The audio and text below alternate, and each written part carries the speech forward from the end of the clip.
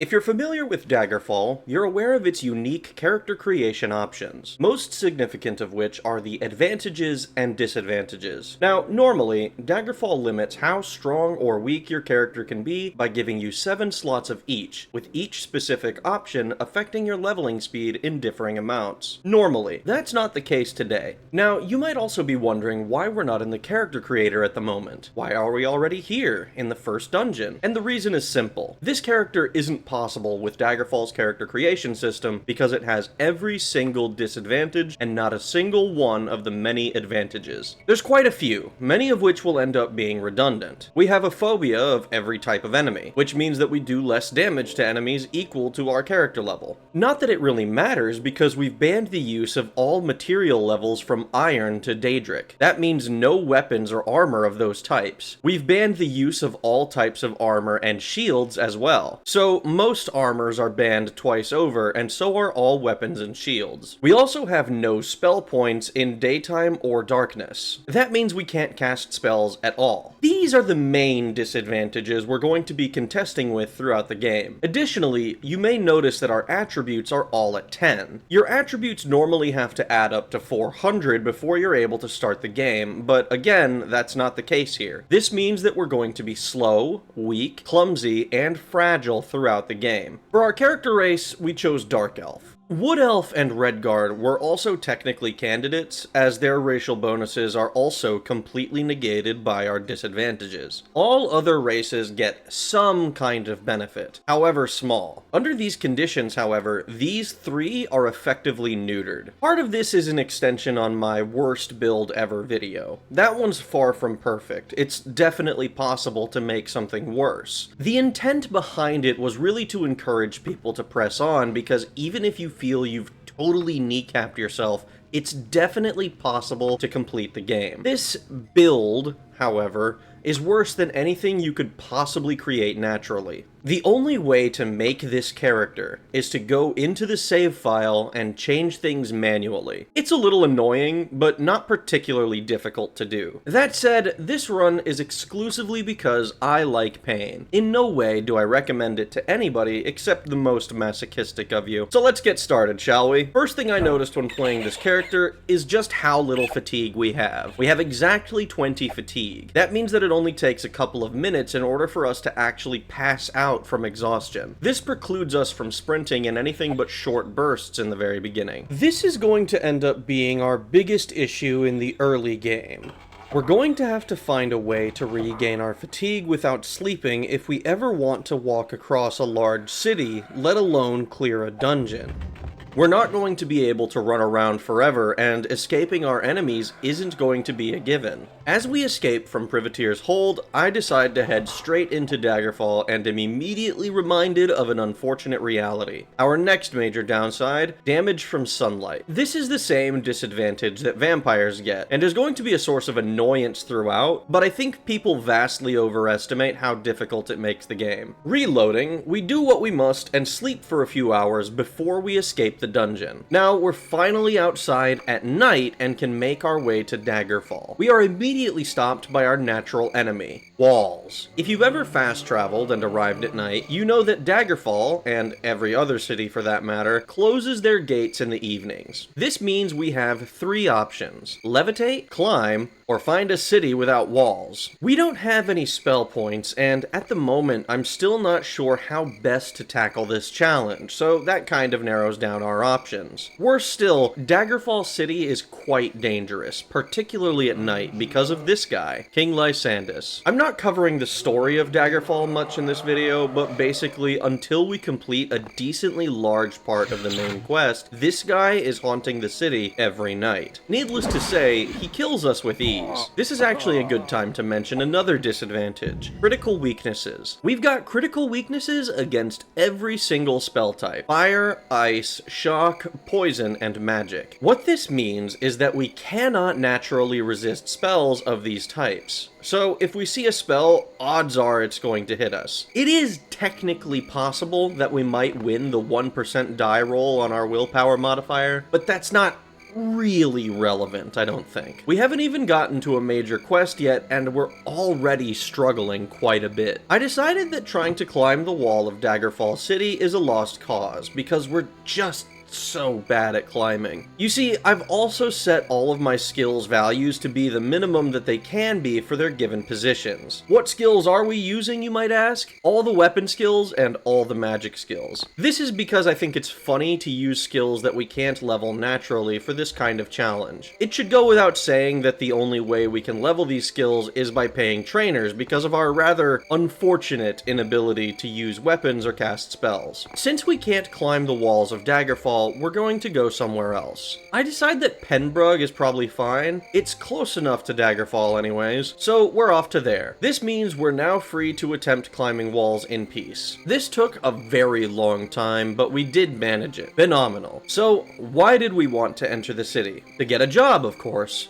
Since we need trainers to level up, we need someone capable of training us. I'm fairly confident if we can raise the funds to train up to level 10, then we're going to be able to beat Daggerfall under these conditions. For reference, that's going to be around 66,000 gold if we can join the appropriate factions. We're also going to need a little extra for a wagon so that we can actually carry our gold around and get around cities in a timely fashion. As you may have noticed, we can only carry around 15 kilos of stuff at the moment, which means we can only hold about 6,000 gold if we're completely naked. By the end of the game, without taking out loans, it's not uncommon to have earned well over 100,000 gold. The wagon has a much higher weight capacity than we do. So, we have our first goals. How are we going to go about accomplishing them? We can't cast spells, so we can't join the Mages Guild for training. Even though we have the requisite skills, we can't actually fight enemies in our current condition, which rules out the Fighters Guild and Knightly Order quests. Since we're incapable of killing anything at the moment, the Dark Brotherhood is also out. That leaves us with two options: temples and the Thieves Guild. Now, normally I'm game to break a few laws, but instead we're going to be pious today and join a temple. That begs the question though, which one? We've got a few to choose from, and aside from the shared benefits, they each have some unique offerings as well. All of the temples will eventually allow you to heal, access a library, and summon Daedra. Most of them will give you access to a potion vendor and a potion maker, which I've already done my complaining about. The Temple of Kinnereth eventually gives you access to spell making, which isn't particularly useful to us as we can't cast spells. The Temples of Archaea and Julianos will allow us to buy soul gems. The Temple of Julianos will also give us the ability to buy and make magical items. In addition to these standard functions, the Temples of Archaea, Akatosh, Kinnereth, Mara, and Stendar all give some extra benefit tied to your rank within the organization. Now, all of those extra benefits look nice, but they're not what I'm actually interested in. Instead, we're going to be joining the Temple of Julianos. Yes, it technically allows us to enchant our equipment, but what's more important is the fact that it gives us a magical item merchant. Enchanted items will give us a way to defend ourselves against enemies, and also allow us to kill the enemies we actually need to for story progression. We're going to have to consider the cost of these items, however, since they do not work infinitely and will need replacing. Here's the problem with that. We can't join the Temple of Julianos. Much like the Mages Guild, we don't have the requisite skills to join them, let alone get a rank that will allow us to access their magical item seller. We'll need training for that as well, which means we still need gold. Hey, at least we know what we need to prioritize. Unfortunately, the quests we can actually complete from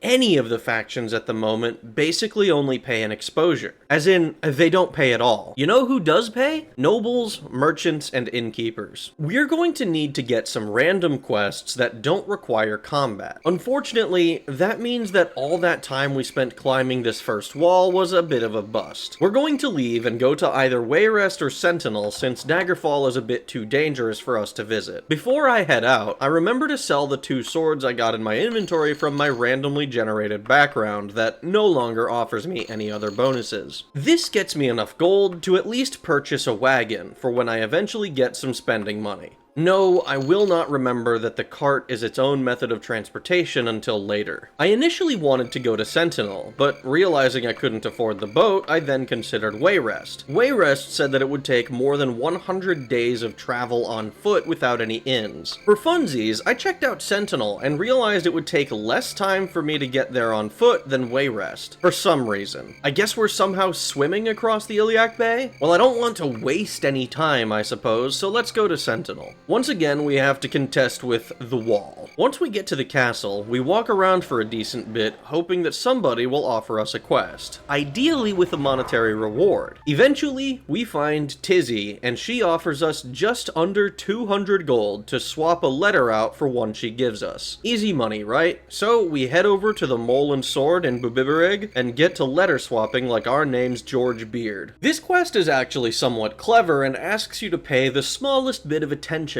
because if you pick up the item next to the letter you're supposed to swap, you actually fail the quest. You only pick up the letter and drop the other one. Very funny.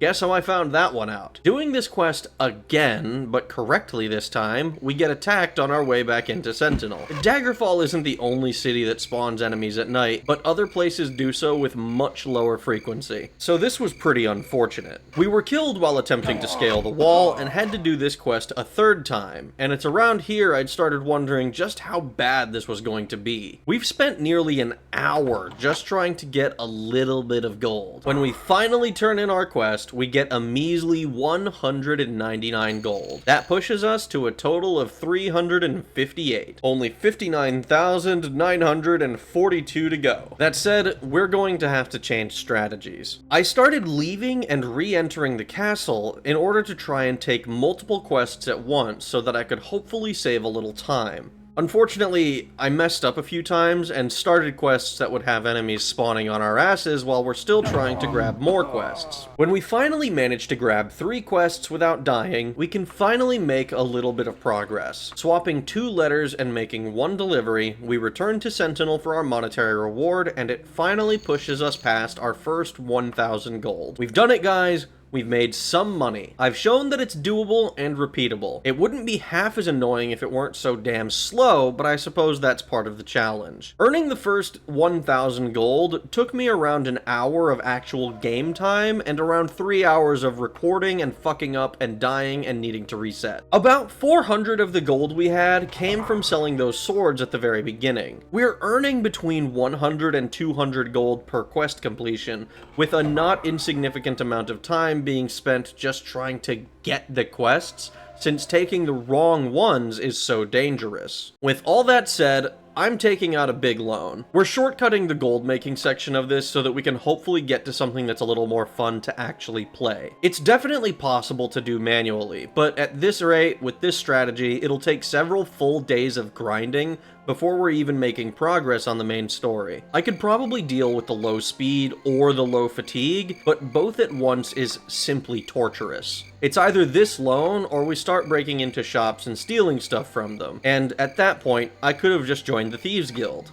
Money in hand, we make our way to the Fighters Guild of Laneland and train up our short blade to 39. This gives us the requisite skills to gain the rank we want. Along the way, we're going to level up a couple of times. Now, which of these attributes is most important was initially kind of difficult to decide on. Endurance might let us gain more hit points. Maybe investing in luck for the extra 1% chance to avoid getting hit is worth it if it helps our climbing odds. Intelligence can't help us since we never have spell points. Willpower is just generally pretty weak. Agility will only help us avoid damage by like 1%. Personality is not a very useful attribute in the best of times. Speed is another one that might be useful, but without the ability to attack enemies, its usefulness is about a quarter of what it would normally be. Eventually, I decided to put every single attribute point we gain into strength. I want to increase our fatigue and carry capacity. The offensive benefit of dealing more damage simply isn't a factor, since we can't hit anyone anyways. In retrospect, this decision seems pretty obvious, but I really wasn't sure what the best attribute would be at the time. Now we can join the temple, but we still need to gain the reputation necessary for us to actually unlock the ability to purchase magical items.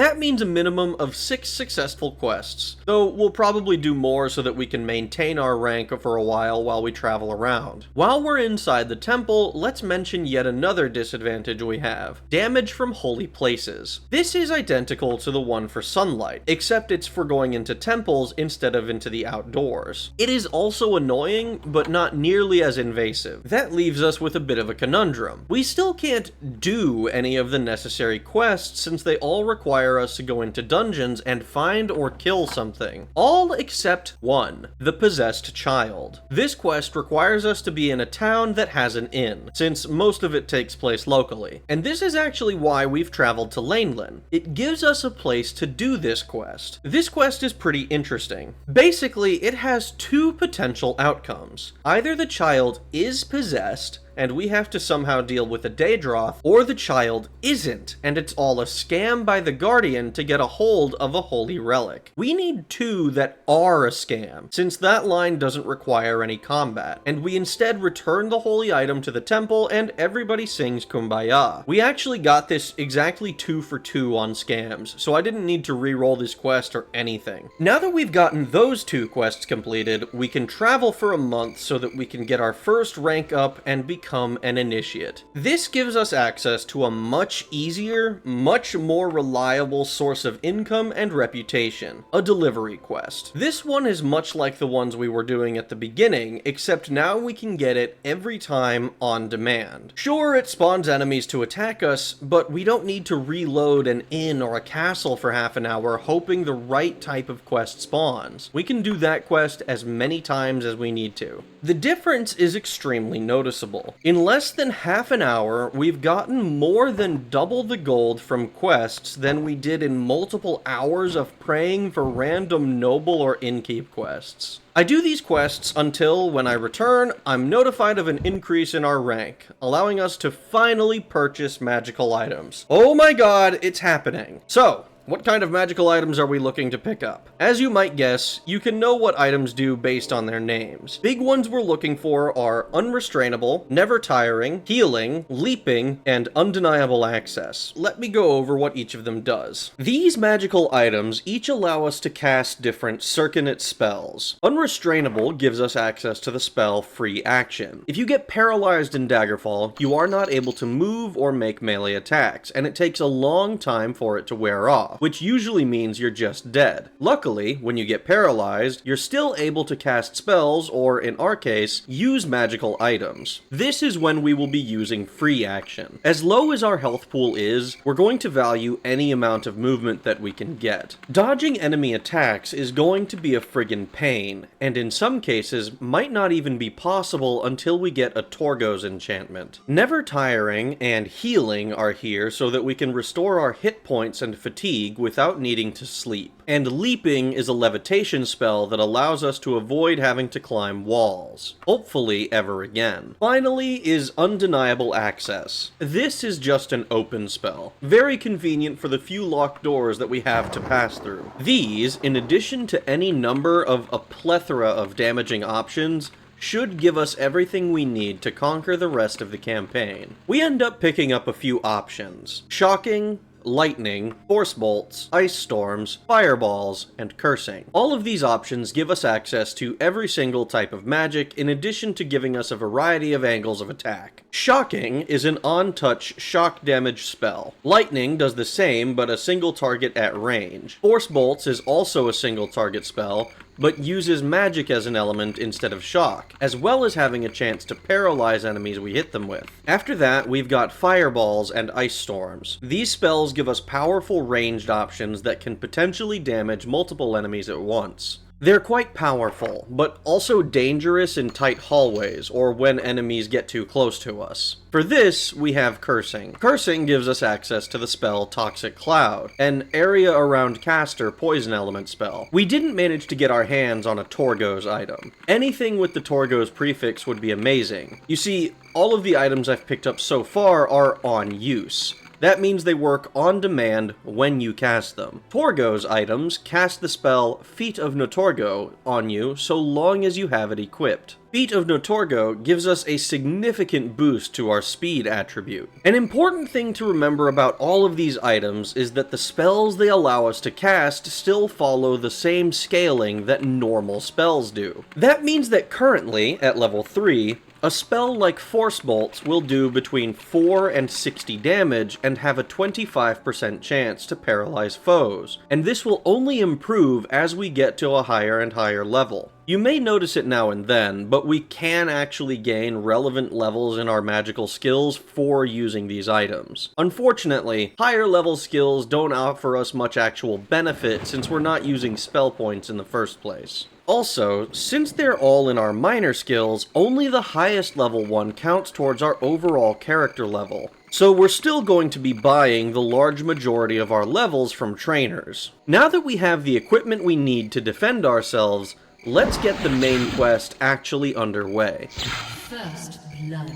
First quest we'll do is Morgaia's wedding. Very simple letter delivery. We take Morgaia's letter to Mannimarco, and then we take Mannimarco's response back to Morgaia. Very simple, right? Well, it mostly is, except for one minor thing. The enemies between the entrance and Manny himself. Skurg Barrow is technically our first non-tutorial dungeon. I say technically because we don't have to spend that long in here looking for anything of note. Between us and our goal are only 2 zombies and 4 giant bats. If you know where you're going in here, Skurg Barrow is basically a footnote that takes maybe 2 minutes to finish whatever business you have. Even less if you're recalling out of the dungeon. Here, however, it was kind of painful. First, the 2 zombies. Not particularly difficult to kill since you can just get them stuck on the first step of these here stairs. But boy does it take a while. Then we have the 4 bats. Now, I'm not worried about the bats killing us. We have a healing emerald after all. What worries me is our critical weakness to disease. Staying in melee with bats means they get to hit us quite a few times.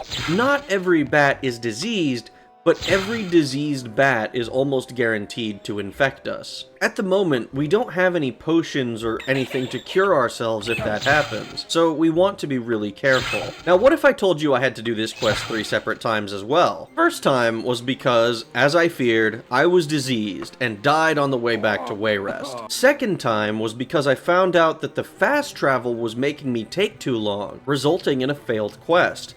Honest to God, this is only the second time that this quest has ever done this to me, and the first time was literally my 10k celebration stream where the exact same thing happened. It doubled the runtime of that stream because I didn't notice I couldn't do Soul of a Lich or Orcish Emancipation until it was much too late.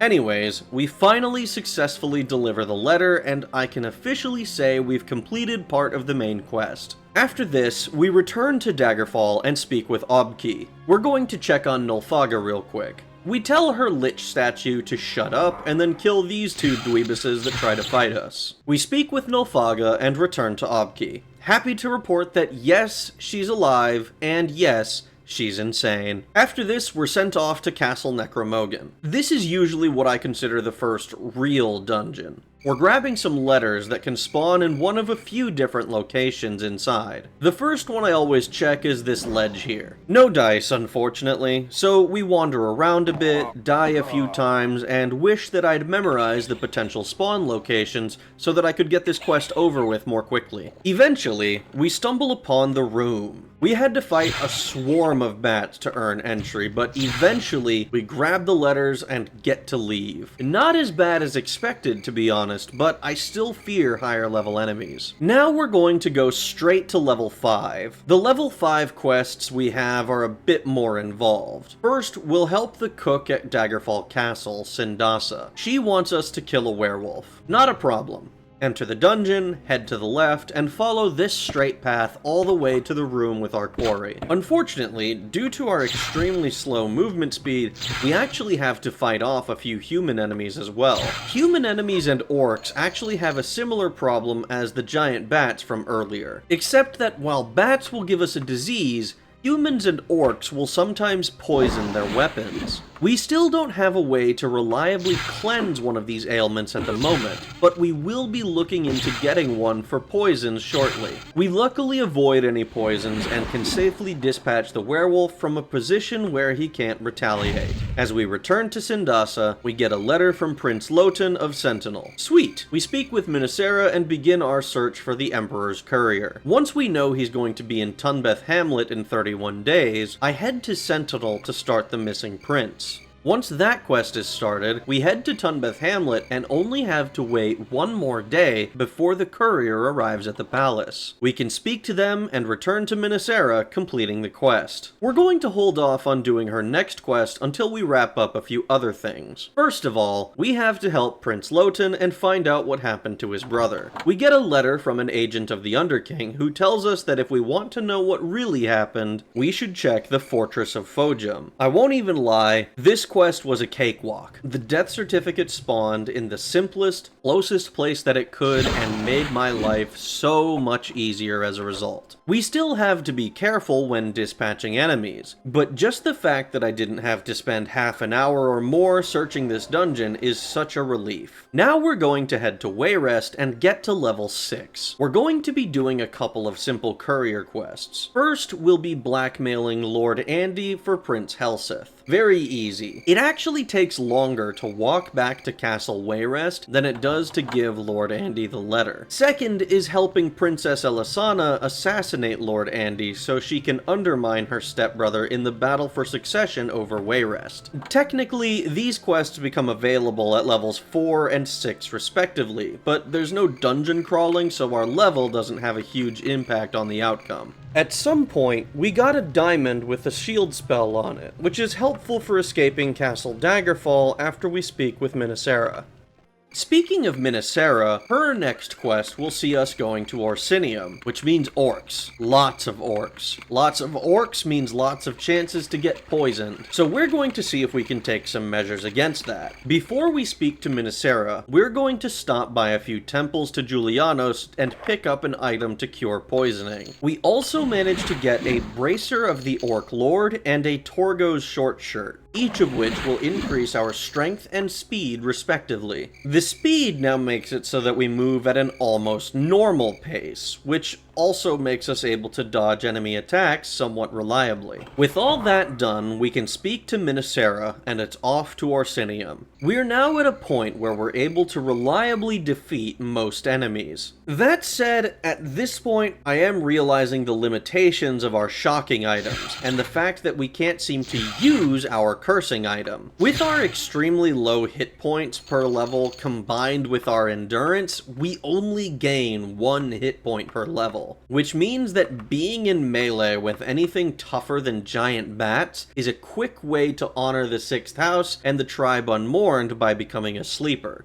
Eternally. Instead, I am heavily relying on our single target lightning spell, coming out of our extremely heavy tower shield. The weight is a minor concern, but it'd be nice to get something a little lighter. Our low natural strength means that we don't have much in the way of carry capacity, which means we're not running around with our pockets overflowing with gold at all times. Anyways, we find our way to the Emperor's letter and get the jump on some of the orcs attempting to ambush us. We pick up the letter and pay a visit to the smaller of 2 secret stashes in Orsinium for extra walking around money. We leave the dungeon and return to Minnesera with the letter, marking the halfway point of the main quest. From here, we have to get to level 7 for the next pair of quests. These will be Soul of a Lich and Painting the Truth. Each of them will ask us to enter one of the castle dungeons, Sentinel and Wayrest respectively. Neither quest has a time limit on it, but this is the first time we have a mandatory encounter with a Lich. We'll accept the quest from Mannimarco first, because his zombie jumped me at the Fighters Guild basically as soon as I hit level 7. We'll stop by Sentinel to receive a letter from Queen Akarithi on our way to Skirg Barrow. We'll once again go through Skirg Barrow, killing the 2 zombies and 4 bats. When we meet Mannimarco again, he gives us a magical scarab and sends us off to Castle Sentinel. How fortuitous!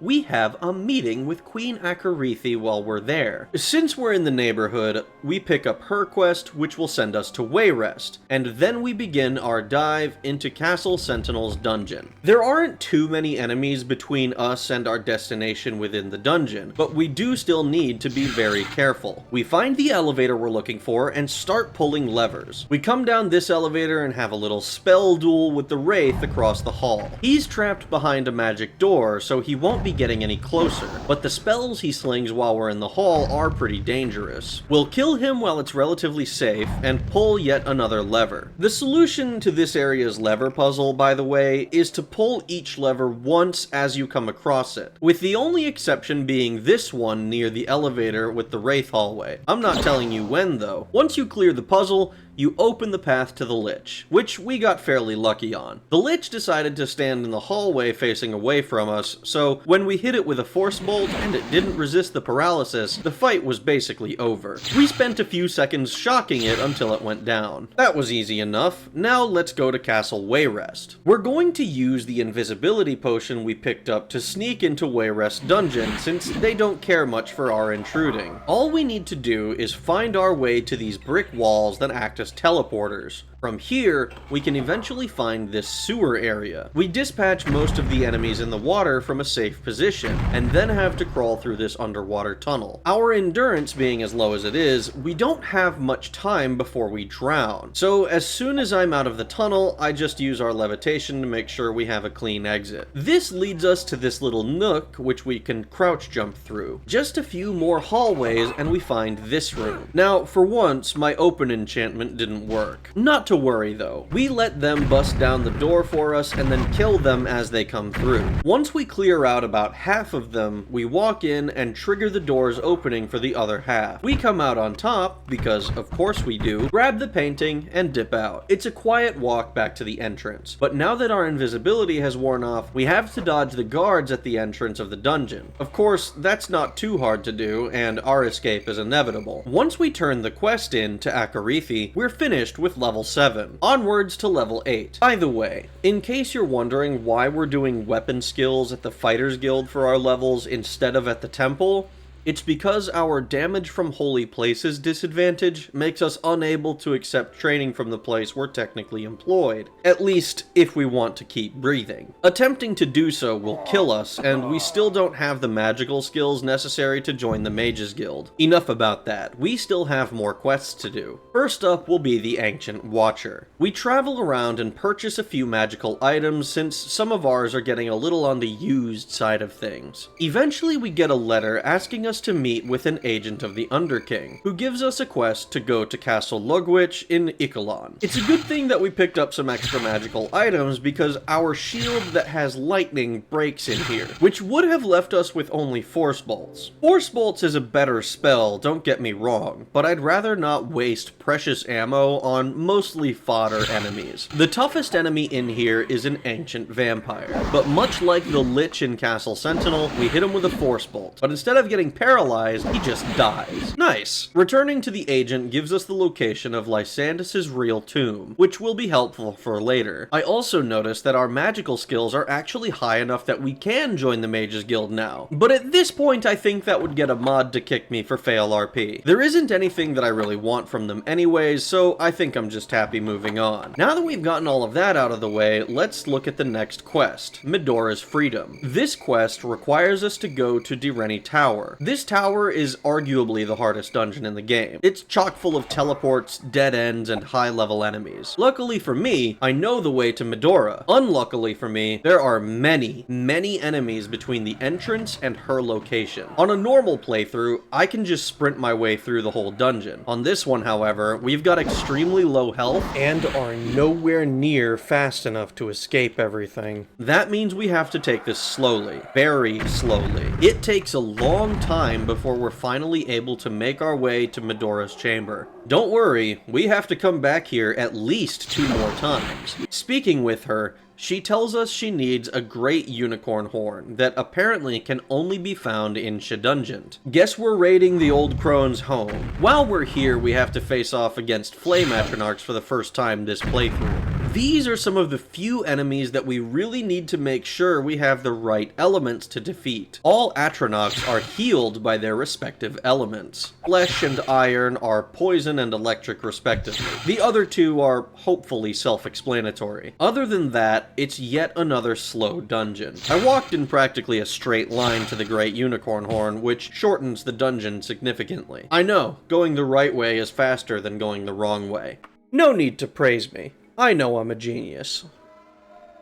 Now we have to return to Medora, and oh my god, is getting to her a slog. I decided to pre-fight one of the enemies we run into when leaving the dungeon just to hopefully save a little time on our exit. We fight through the many wraiths, ghosts, skeletons, and vampires, defeat the Lich at Medora's door, and finally get to turn in our quest. She thanks us and tells us to fuck off until we're level 10. With that, we can leave the dungeon and head to the Fighters Guild to train. This will put us in the final stretch. There are 5 quests, which contain a total of 6 dungeons if you include the walk to Medora. We're going to hit up a trainer for the last time. Level 10, here we come. Let's take a look at our final stat line. Our strength is at 56 now, which means we've gained about 5 points every level. Strength is the only stat that makes any meaningful difference to our character, due to it increasing our fatigue and carrying capacity. Speaking of meaningful differences, our hit points. At level 1, we had a maximum of 29 hit points. Now at level 10, we have 38. For those of you keeping track at home, that means we only gained a single hit point every single level. This is because our maximum hit points per level was bottomed out at 4. Combining that with our -4 endurance modifier, we were never going to be gaining more than 1 per level. Even if we pumped our endurance over our strength, we'd still be praying for good luck every level for just a few scraps of extra hit points. At least I can run around without fear of passing out due to fatigue. Now that we're level 10, we'll travel to Orsinium and get a vision from Medora. She wants us to speak to Gortwog and ask him about some special dust. What a coinkydink, we're right here in front of his house. Let's go ask him, shall we? We kill this first dude again because he didn't learn his lesson the last time we came through, and speak with Chief Gortwog. He tells us that the dust we want is in a dungeon on the Isle of Balfiera. Phenomenal. So we make our way to the dungeon. The dust we're looking for, by the way, is always on a mummy. It'll be on a mummy that looks and acts like any other mummy, but it's different because it has the loot we need. Luckily, we didn't get deceived by any rogue mummies. After we clear this dungeon, I try to leave and realize that I am diseased. Good thing I saved at the start of this dungeon, so I only had to redo it once.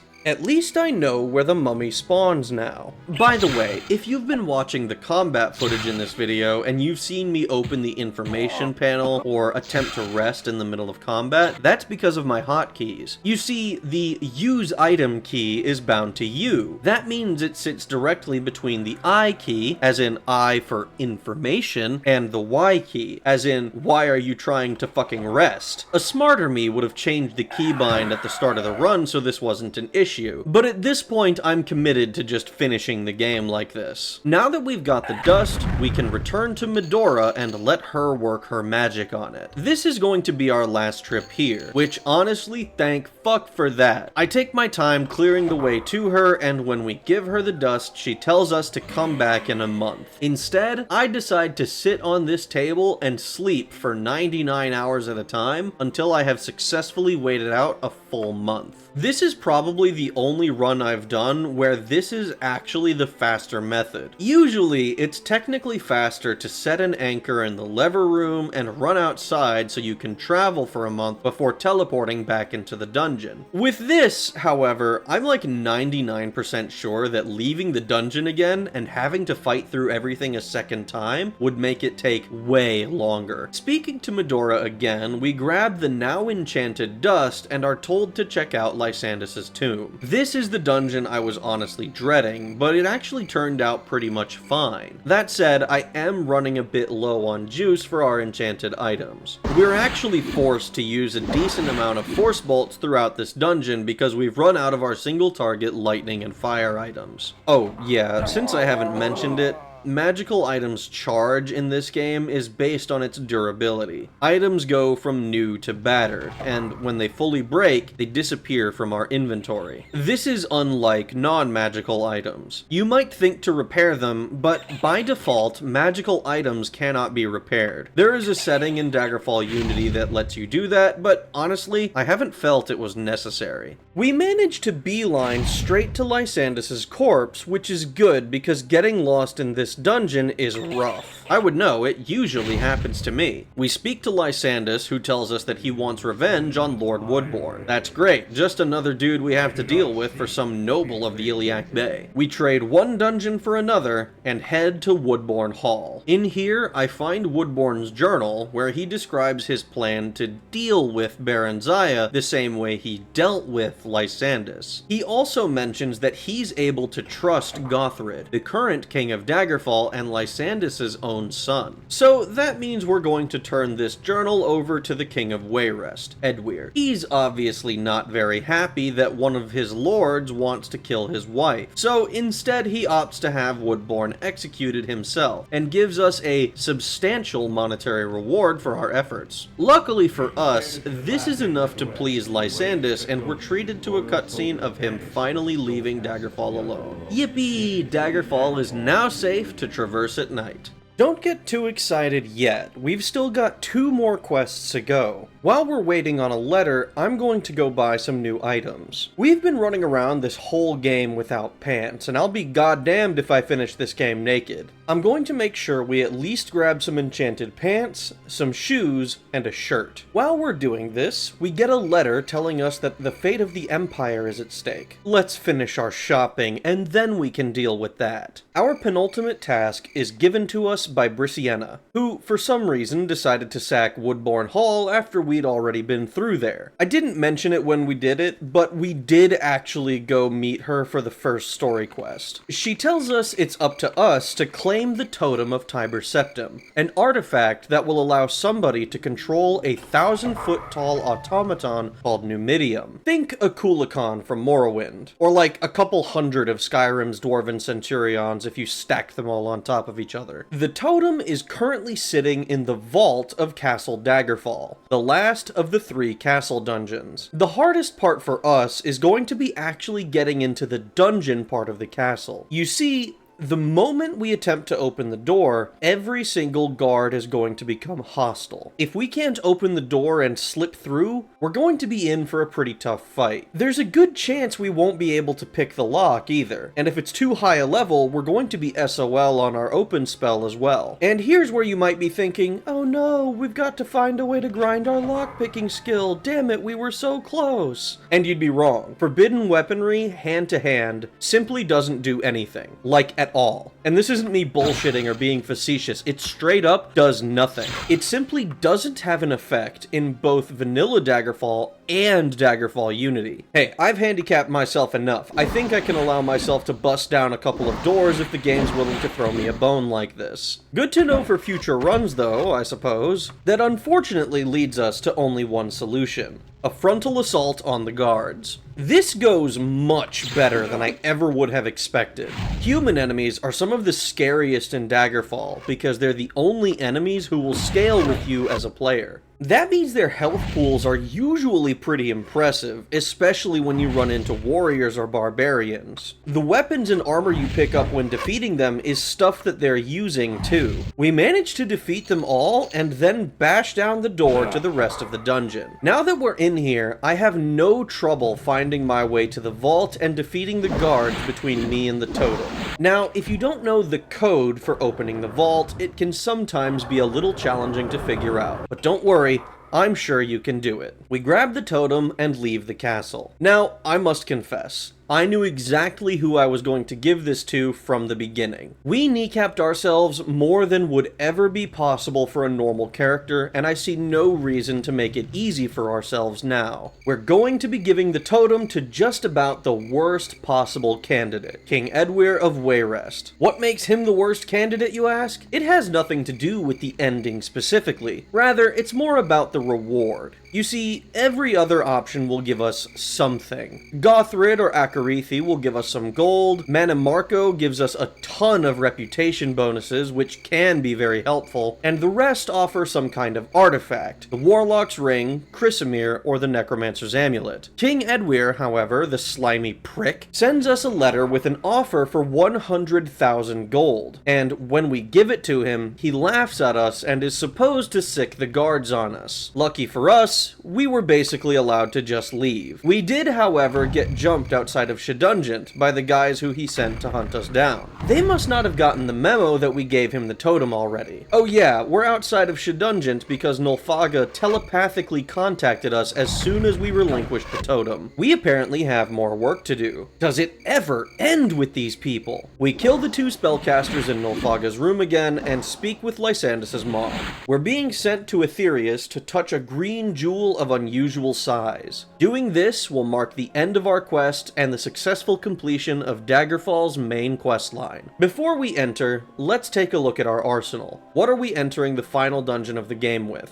Let's start with our utility spells. First, a Healing Emerald, the same one we've used since the very first time we bought magical equipment. Casts the heal spell. Our never-tiring champion straps allow us to cast stamina. Our priest robes of venom antidote to cast the spell Cure Poison. Our unrestrainable emerald allows us to cast free action. Next is our lone thaumaturgy item, our Leaping Eodoric, which allows us to cast Levitate. The Malachite of undeniable access we've had since the beginning allows us to cast Open. In addition to these, we have a Bracer of the Orc Lord, which works as long as we have it equipped. Our Diamond, the Protector, gives us Shield. Finally, our Casual Pants and Helm of Paralysis. Unfortunately, our Torgo's shirt did not survive and was destroyed at some point that I don't remember. For our offensive suite, we've had to diversify a little to make sure we can actually hit everything. We're going to run into Atronachs and powerful elemental Daedra that are immune to certain elements. So we're bringing at least 3 different elements to make sure that everything can go down. We have a Frosty Casual Cloak of Ice Storms for the spell Ice Storm, some Sandals of Wildfire, a Blazing Long Shirt and Blazing Ring of Fireballs, and our final offensive items are the Long Skirt and Vest of Force Bolts. With these items, we can claim the Mantella and finish the game. So let's do this, shall we? The first room goes about how it normally does. There's only a few enemies who are of any concern in here. The Daedra Seducer gets paralyzed and finished off.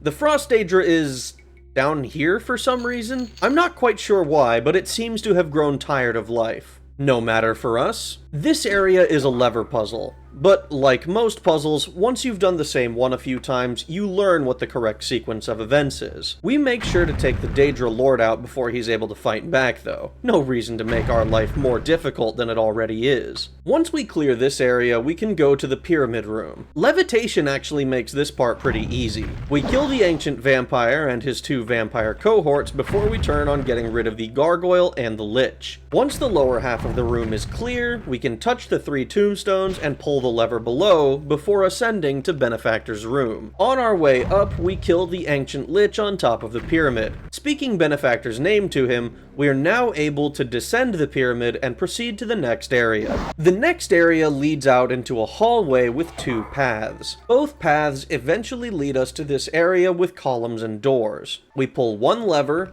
kill a Frost Daedra through a door, then we pull the second lever that opens up the final 3rd door. This door has a teleportation crystal, and upon touching it, we're transported to a room with many doors. Some enemies come out of a few doors, but it's imperative that we only touch this door. The door on the left side when facing the south wall. Why? Because one of the other doors, I can't remember which one, teleports us into a stasis chamber that is inescapable. It doesn't have the good courtesy to actually kill you outright, but it does lower you into a room of orcs that will try to do the job. This door, however, leads us down to those orcs in a way that we can actually fight them. It also leads to the next section, the Room of the Blind God. Now, the puzzle in here is to just touch the smaller heads that are looking at the big head. There should be 3 of them, and touching them will open the way. 2 of them look directly at the big head, and one of them, I swear, is isn't, but whatever, it opens the door. This room also has one of the hardest combat encounters. There are 4 Daedra on the ground that can cast fireballs that are all but guaranteed to kill us in a single hit, and fireballs explode on impact, so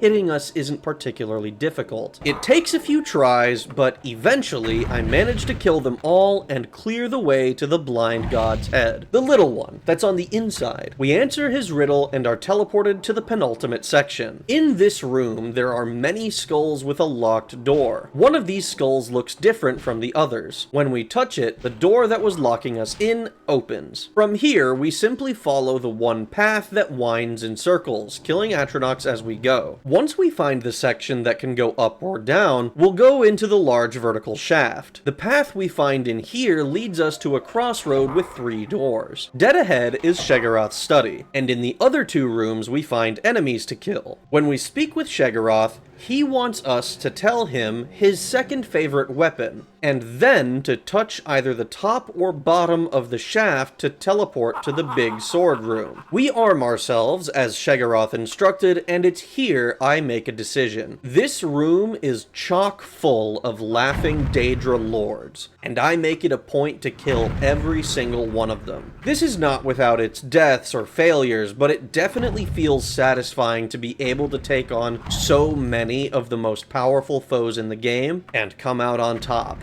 Doing this, we can walk along the length of the sword and enter the elevator to the final section of the game. This area is full of tiny rooms full of ghosts and the extremely powerful fire Daedra, and I died more than a few times trying to take on just the first enemies. Eventually, I got a little lucky, and one of the ghosts paralyzes the first fire Daedra, allowing me to finish it off. This little bit of extra space to maneuver gives me exactly what I need to be able to clear the rest of the rooms, and we find the last little hallway. Here we take out the final enemy between us and the Mantella, an ancient vampire in a pit. With this creature's death, we have secured our route. We use our leaping Eodoric one last time, levitating across the room that houses the Mantella, and finally claim our prize. With that, the wretch has conquered Daggerfall. Every single disadvantage in the game wasn't enough to stop us. But Rag, I hear you cry, you still had to take out that huge loan. You gave up on the hard part, which was making money. I did give up on the hardest part, but here's a little fun fact. I paid that loan off. More than that, I would have been able to pay off several years of compounding interest as well. Is it weird that I think that should be added as a mechanic? I don't know, maybe to make the rep hit matter more or something, I'm not sure. The wretch, while clumsy, foolish, and even a criminal, did eventually pay back what he owed, even if that country ended up getting crushed by Edwyr after he activated Numidia.